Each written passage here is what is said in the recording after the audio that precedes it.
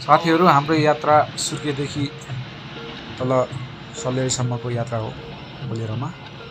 अहिले हामी सुर्खेतबाट हिँडेको है। आम्मामामा बाटो चाहिँ हो भन्ने नै छ। के गर्नु, वेदरले साथ नदिएपछि तलबाट गाडीमा जाउँ भनेर आएको है।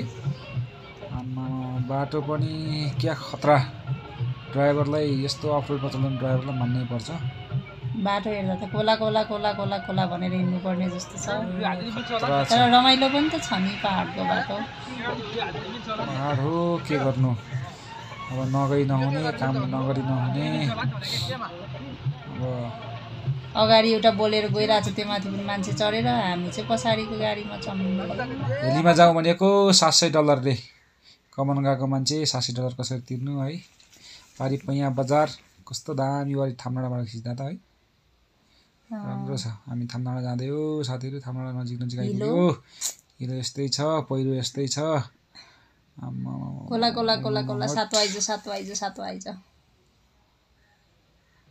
गाह्रो छ। रमाइलो छ नि। तर हेर्नुहोस् त कस्तो राम्रो जङ्गलहरू।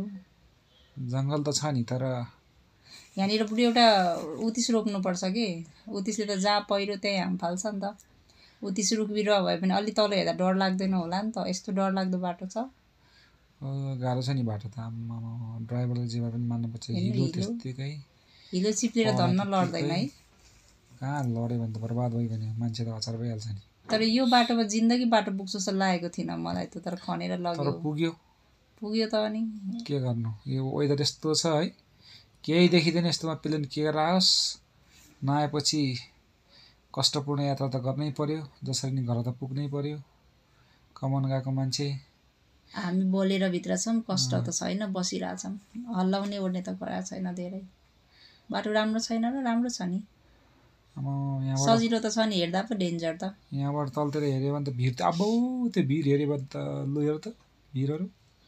यो भिड हेऱ्यो भने त गइगने अनि। हेर्नु त कस्तो हुसु लागेको त्यस्तै। यस्तोमा आँट मान्नुपर्छ ड्राइभरको आँट। केही देखिँदैन हुसुले पारिएको गाउँहरू है। यस्तो छ। तर खनेर माथिसम्म त पुऱ्याएको रहेछ नि रोड। गाडी त पुऱ्याएको नि, के गर्नु अनि। भिड र यो वेदर अझ त्यस्तै हुसु। यहाँनिर धेरै बलियो पहाडहरू त छैन नि त। पानीले लगिहाल्ने खालको पहराहरू त्यस्तै छ है। गाह्रो छ नि।